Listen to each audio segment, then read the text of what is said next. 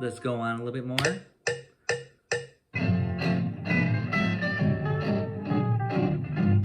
And nice little getting bluesy here now, so I'm gonna talk about this. So it's a technique thing, but you can move it all around and make it exciting and make it your own just from getting inspired by Django. Of course, there's a little bit of technique. So again, and I'm still maintaining that swing on those eighth notes. Da da da da da da da. Okay, now let's do some bending. Django love. That's all dim 7. And then to the D, see, it's kind of a bluesy thing, but that's again what a D minor 6. G9, D minor 6, same thing. So that's a good way to kind of program yourself to think when you see, at least in this case here, a D minor 6. And then C7, he does a pretty C lick. 1.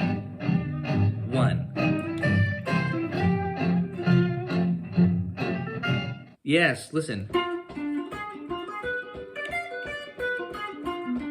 Yeah, diminished 7. It's a diminished 7. He's just having fun. Which diminished 7 on this 2-5-1 ending? F diminished 7.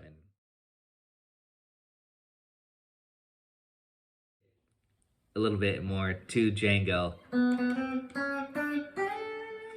Okay. You know, again, it's subjective on where you want to play it. You could just kind of hear his twang of the open string. Okay. Those pickup notes. So if you were to count off the band, you would come in with the pickup notes, and you're the melody person. You'd go 1, 2, 3, 4, 1. Okay. I played it here before. Then I rewrote it just because how Django did it. So if you want to be a purist, do it there. But to me, again, this is kind of what I will say later, a D minor 6. Again, it's just a melody, but that inspires me right away to think, when I see G7, to think D minor 6 specifically. D minor 6 will give you a G9 flavor. Might have even had here. Again, there's so many possible fingerings. When you're reading tabs, I still suggest try out things try out different locations. But more importantly, I'm going to walk you through these. You start on the root, 2, flat 3, 3, and 6. It's very pretty. But you got the bluesy flat 3 in there as well. Like that. It's almost like playing A minor pentatonic, A minor blues on the C9 chord.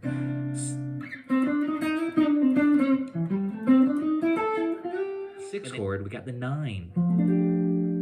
And then approach note, they call it the lower neighbor, I call it, to the 9. And then 5, 1, 5. Ba-bum. And then this nice little lick here. This. I'll play it slowly.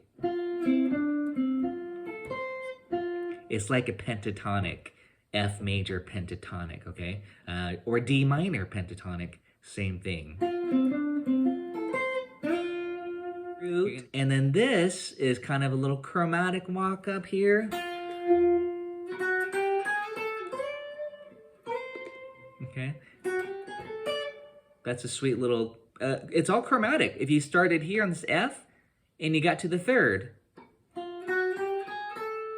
and then the 6th degree, which is F of F, and then now we're on the 9 of the B flat chord. This is the melody. It's on the 9. It's very pretty. Here's a B flat 6-9, so you can hear it. And then it does the same idea on the 9, half step below.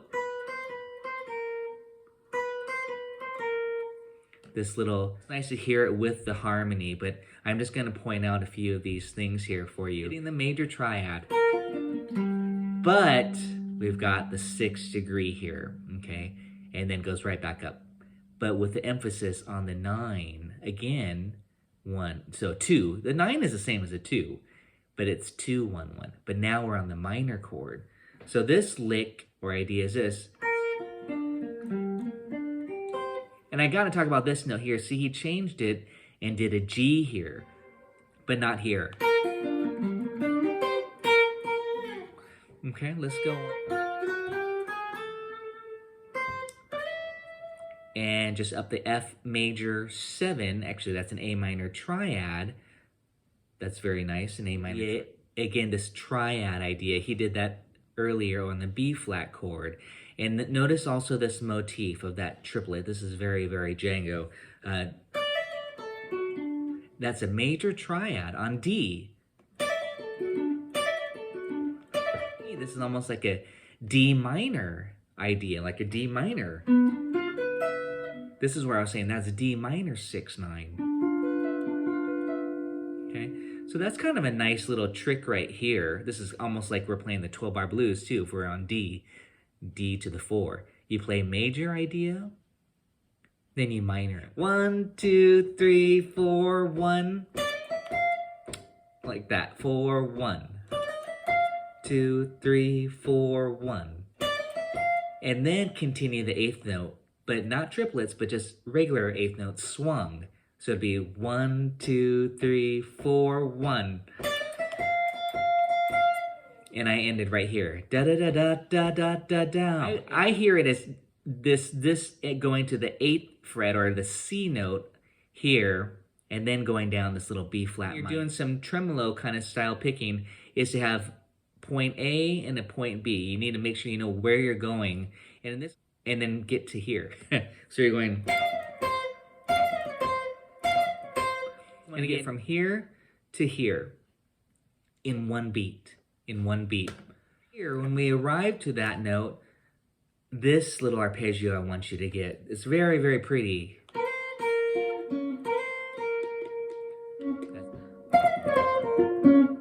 So I'm going dilly-da-da-da-dum.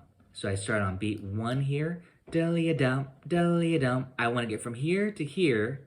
And then once I'm here, I already have that arpeggio worked out. So it's this.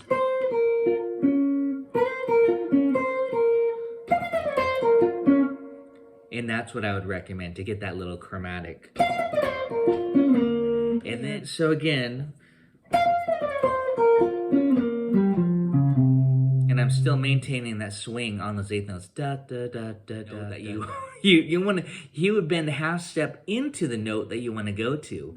So in this case, on a G9 chord, he's bending the flat 9 into the 9. And that's how he bent notes, is that he had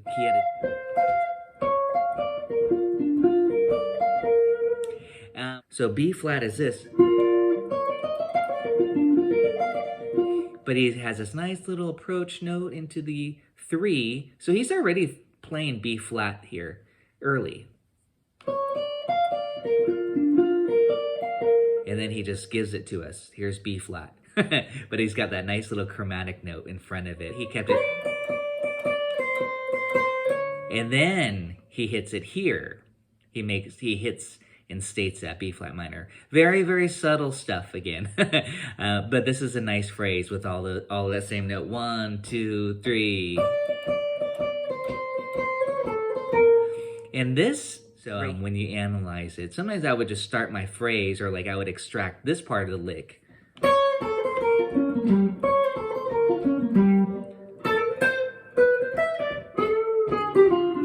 Let's go on a little bit more.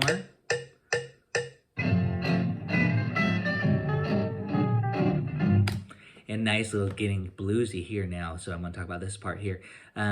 Yes, but listen. Yeah, diminished 7. It's a diminished 7. He's just having fun. Which diminished 7 on this 2-5-1 ending? F diminished 7. F, D, B, A, you know, they're all the same. A flat. There's 4 notes and then dim 7. So he's kind of goofing around, creating some tension on that F, on that 1 chord.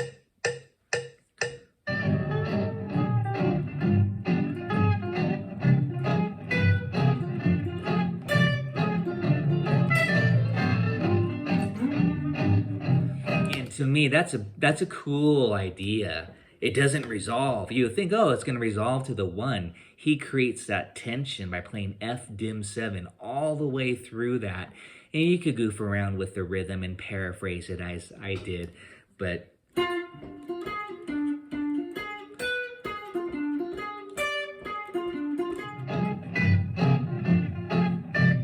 that's all dim 7. C7, he does a pretty C lick. 1.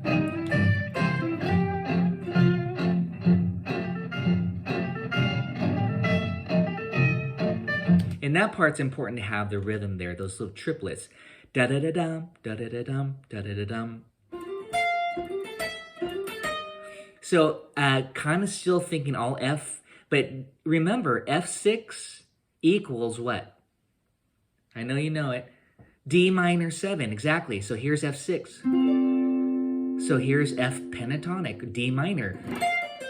E note, but that makes it F major 7, very pretty. And then if you have E flat, that makes it dominant. So again, Django starting here, it's like, again, just think of it as like a little portion of a D minor pentatonic, which is F major.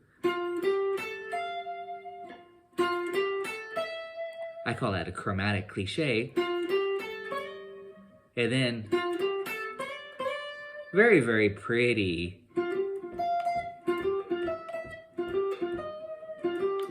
He's not doing that. He goes, but you can do whatever you want. There's actually many songs that sound like they use that motif. See, here's C minor triad. It's just so easy. It's hard to ignore how easy it is. It's a shape thing. Don't get me wrong. It's just this little bar, that C minor triad. But here's F9. So you go.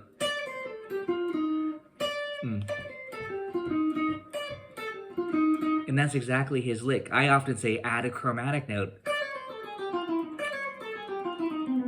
And again, this is how we can extract a lot of fun ideas. Da-da-da-da-da-da-da-da-da-da-dum.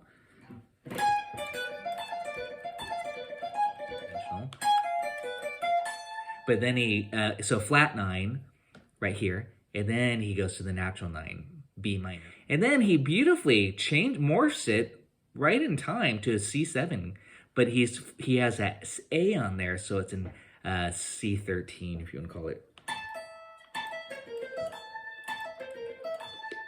But the idea of it, and I would work on it like this.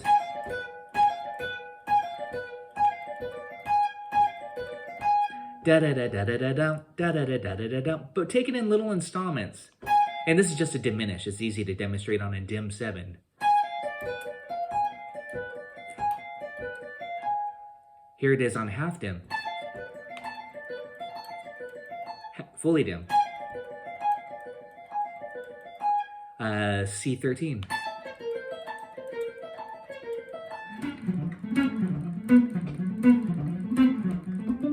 So it's a technique thing, but you can move it all around and make it exciting and make it your own just from getting inspired by Django. Of course, there's a little bit of technique.